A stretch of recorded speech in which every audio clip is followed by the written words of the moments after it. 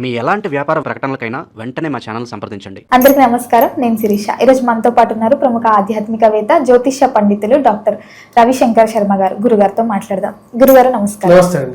గురుగారు, మనం ఈ నూతన సంవత్సరం ప్రారంభం అవుతుంది కాబట్టి 2026లో కర్కాటక రాశి వారికి ఎలా ఉండబోతుంది అంటారు? ఎలాంటి జాగ్రత్తలు తీసుకోవాలంటారు? తప్పకుండా కర్కాటక రాశి వారికి గత సంవత్సరం నుంచి కూడా అంత అనుకూలంగా లేదు.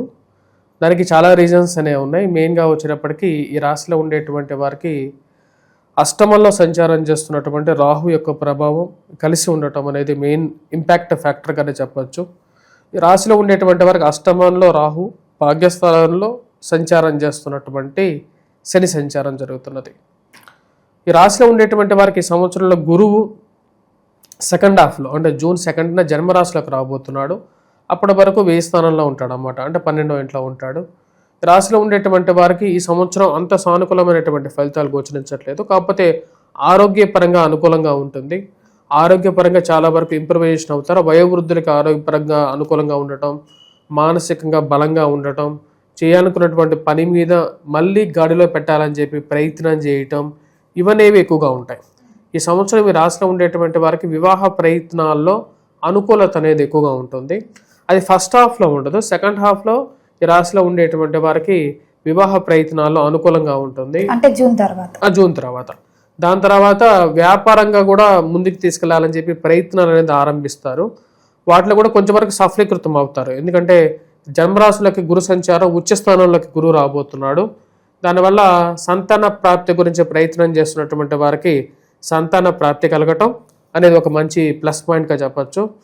పుత్ర సంతాన ప్రాప్తి గురించి ప్రయత్నం చేస్తున్నటువంటి వారికి కూడా పుత్ర సంతాన ప్రాప్తి కలుగుతుంది.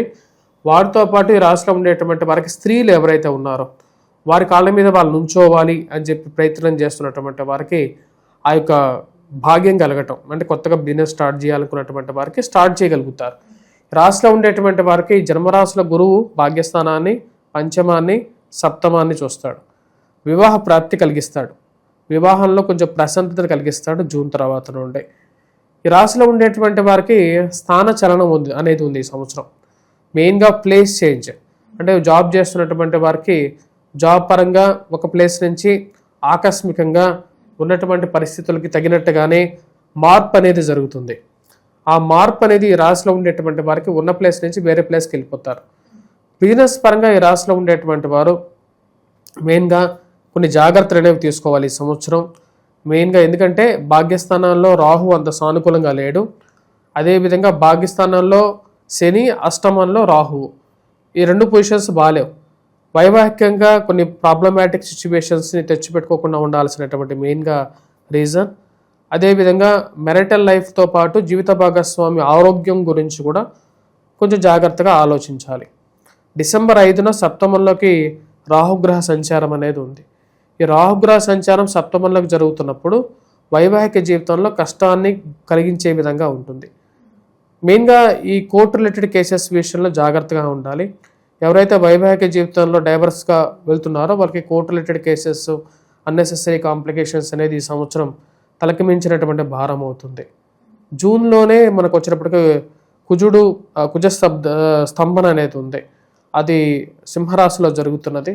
కుజస్తంభన వల్ల కూడా అనవసరమైనటువంటి కోర్టు కేసెస్, ఫ్రెండ్స్ అండ్ రిలేటివ్స్తోనూ, బంధువులతోనూ గొడవలు, మానసికమైనటువంటి చింత, అదేవిధంగా వీటన్నిటితో పాటు ఈ స్థిరచరాస్తులు ఏవైతే ఉంటాయో ఫైనాన్షియల్ డిస్టర్బెన్సెస్ మానసికంగా బాధించే విధంగా ఉంటుంది. ఈ రాశిలో ఉండేటువంటి వారికి ఈ సంవత్సరం సానుకూలత అనేది కూడా పీరియడ్ కూడా ఒకటి ఉందన్నమాట. మళ్ళీ రికవరీ పీరియడ్ కూడా ఒకటి ఉంది. మెయిన్గా ఈ సంవత్సరం కూడా అక్టోబర్లో గురు అతిచార స్థితి ఉంది. అంటే అక్టోబర్ టు మెయిన్గా వచ్చేటప్పటికి జనవరి మధ్యలో గురు అతిచార స్థితిలోకి వెళ్తాడు. ఆ టైంలో అక్టోబర్ టు జనవరి 2027 వరకు అనుకూలంగా ఉంటుంది. అక్టోబర్ టు 2026 అక్టోబర్ నుంచి 2027 జనవరి వరకు గురువు మళ్ళీ ఒకసారి ముందుకు వెళ్ళి వెనక్కి వస్తాడు. ఆ టైంలో ఈ రాశిలో ఉండేటువంటి వారికి మళ్ళీ కుటుంబంలో కొంచెం ప్రశాంతంగా ఉంటుంది. కొంచెం ఫైనాన్షియల్గా బెటర్మెంట్ రావటం, కొన్నిట్లో మెయిన్గా వచ్చినప్పటికీ కుటుంబంలో సంతాన ప్రాప్తి గురించి ప్రయత్నం చేస్తున్నటువంటి వారికి సంతానం కలగటం అనేది జరుగుతుంది. ఈ రాశిలో ఉండేటువంటి వారికి మెయిన్గా మనం గుర్తుపెట్టుకోవాల్సింది, ఏదైతే మేజర్గా చేయాలనుకున్నటువంటి పనులు ఒకసారి జరగవు, 2 times 3 times చేయాల్సినటువంటి పరిస్థితి ఏర్పడుతుంటుంది. ఏదైనా సరే పనికి ముందుకు వెళ్ళాలి అంటే ఆ పనికి మీరు ఎంత సంకల్పంతో చేసినప్పటికీ కూడా అడ్డు తగిలేటువంటి వారు ఎక్కువ అవుతూ ఉంటారు. రాజకీయంగానూ ముందుకు వెళ్ళాలంటే రాజకీయంలోనూ కాళ్ళు పెట్టుకుని వెనకలాగేటువంటి వాళ్ళు ఎక్కువ అవుతారు. అది ఎవరా అని చెప్పి చూస్తే బాగా తెలిసినటువంటి వారు, ఎప్పుడు పక్కన ఉండేటువంటి వారే వీళ్ళు వెనకలాగి ముట్టికాయలు వేసేటువంటి వాళ్ళు ఉంటారు. బయట వాళ్ళు తిడుతున్నారా అంటే బయట వాళ్ళు తిట్టరు, ఇంట్లో వాళ్ళే తిడుతుంటారు అన్నమాట. అదేవిధంగా ఈ మ్యారిటల్ లైఫ్తో పాటు ప్రేమ కానీ ఈ రిలేషన్షిప్స్లో కానీ తలకి మించినటువంటి హెడ్ఏక్స్గా తయారవుతాయి. కాబట్టి ఆ విషయంలో జాగ్రత్తగా ఉండటం మంచిది.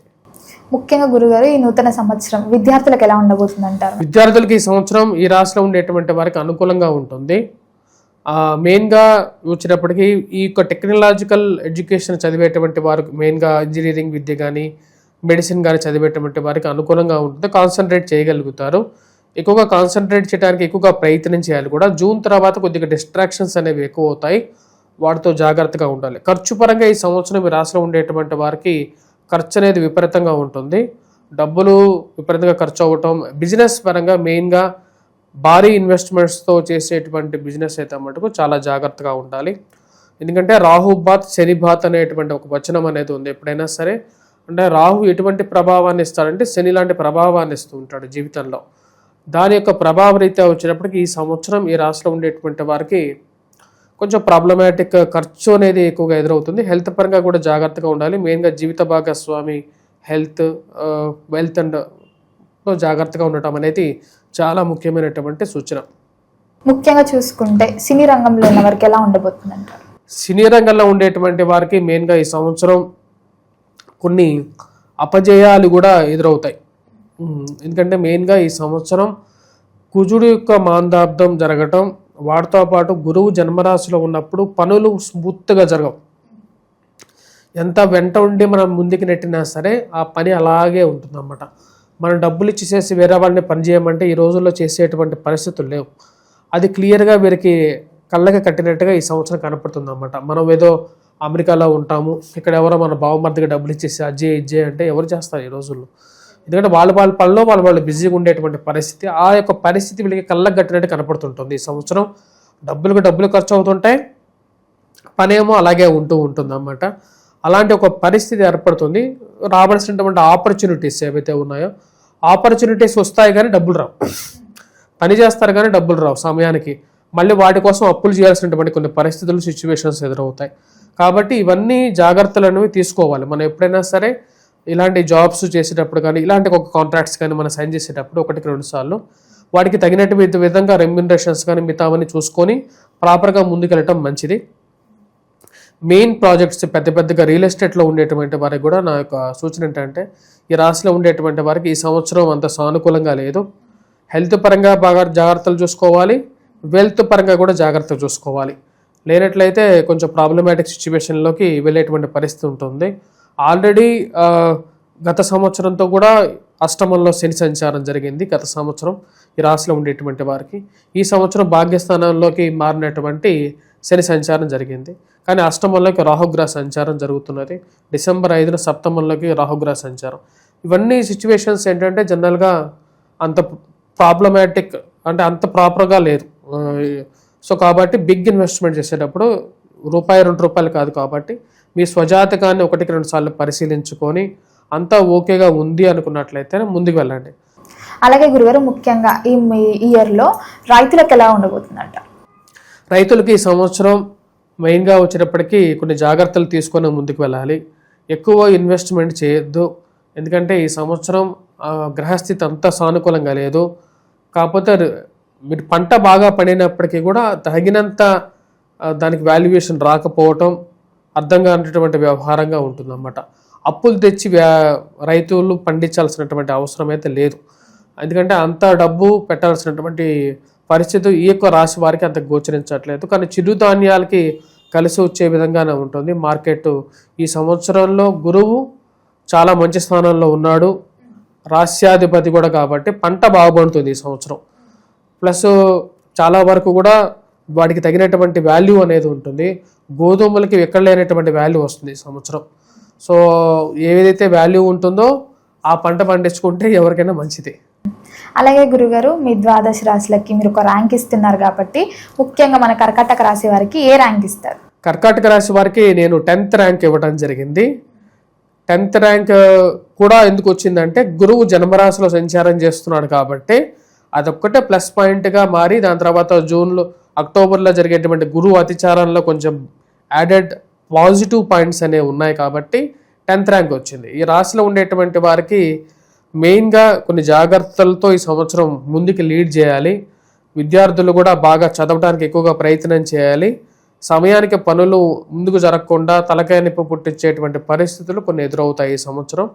కాబట్టి కొంచెం ప్రిపేర్డ్గా ఉంటే ఆల్వేస్ వచ్చేటువంటి కష్టాన్ని ఈజీగా ఎదుర్కోవచ్చు అనేటువంటిది నా ఒపీనియన్. ఈ రాశిలో ఉండేటువంటి వారికి ముఖ్య గమనిక అది. ఓకే గురుగారు, అలాగే ఈ ఇయర్ 2026లో వీళ్ళకి అనుకూలంగా ఉండాలంటే ఎలాంటి పరిహారాలు చేయమంటారు? ఏ దైవాన్ని పూజించమంటారు? ఈ రాశిలో ఉండేటువంటి వారు మెయిన్గా పూజించాల్సింది దుర్గాదేవిని పూజించాలి. అదేవిధంగా దుర్గాదేవికి కుంకుమార్చన చేసి కుంకుమను ధరించండి, రక్షా కవచాన్ని చదవండి, లలిత సహస్రనామ పారాయణం చేయండి, ఈ సంవత్సరం మొత్తం చేయండి. దాంతోపాటు ఈ రాశిలో ఉండేటువంటి వారు లక్ ఫ్యాక్టర్ అని ఇందాక నుంచి చెప్తున్నా కదా, దానికి మెయిన్గా వచ్చేటప్పటికి దక్షిణామూర్తి శ్లోకాన్ని పఠించండి. మరియు వాటితో పాటు మీరు మెయిన్గా వచ్చేటప్పటికి వెంకటేశ్వర స్వామి దేవాలయ దర్శనం కూడా మీ వల్ల అయితే చేసుకుంటే మంచిది శనివారం పూట.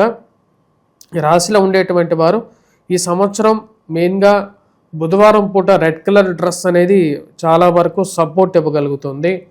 వాటితో పాటు శివాభిషేకాన్ని వీలైతే సోమవారం అంటే మీకు పుట్టినరోజుకు దగ్గరలో ఉన్నటువంటి ఏదైనా సోమవారం శివాభిషేకం చేయించండి. వాటితో పాటు ఈ సంవత్సరం మీరు ధరించాల్సినటువంటి రత్నం, ఎటువంటి రత్నం ధరించాలి అంటే మెయిన్గా వచ్చేటప్పటికి గోమేధికాన్ని ధరించండి, లేకుంటే క్యాట్స్ ఐ ధరించండి. రెండిట్లో ఏదో ఒక ఫైనాన్షియల్గా కుటుంబంలో ప్రశాంతంగా లేదు అంటే మెయిన్గా ఇంపార్టెంట్ ఫ్యాక్టర్స్ ఈ 2 గ్రహాలుగా ఉన్నాయి. మెయిన్గా వచ్చేటప్పటికి క్యాట్స్ ఐ అండ్ క్యాట్స్ ఐతో పాటు 3 to 5 carats cat's eye, 3 to 5 carats గోమేధికాన్ని ధరిస్తే సరిపోతుంది. ఈ రాశిలో ఉండేటువంటి వారికి మిగతావి కూడా ధరించవచ్చు, కాకపోతే అన్ని రింగ్స్ అవసరం లేదు. కాబట్టి హెల్త్ పరంగా ఇంపాక్ట్ ఉంది, వైవాహిక జీవితంలో కొంచెం ప్రశాంతంగా లేదు అనుకునేటువంటి వారు మెయిన్గా ధరించాల్సింది గోమేధికాన్ని ధరించాలి. లేదు ఫైనాన్షియల్గా డిస్టర్బెన్సెస్ ఎక్కువ అవుతున్నాయి అనుకున్నటువంటి వారు క్యాట్స్ ఐ ధరించండి. ఈ 2 సరిపోతాయి. ఇంకా ముఖ్యమైనటువంటి కలరు రెడ్ కలరు. మిగతా కలర్స్లో కూడా వచ్చేటప్పటికి లైట్ స్నఫ్ కలర్ కూడా లేకుండా ఉండే లైట్ డార్క్ కలర్స్ కూడా ధరించవచ్చు. గురుగారు, మొత్తం మీద ఈ 2026లో కర్కాటక రాశి వారికి ఎలా ఉండబోతుంది, ఎలాంటి జాగ్రత్తలు తీసుకోవాలి, ఏ దైవాన్ని పూజించాలో తెలియజేసినందుకు ధన్యవాదాలు.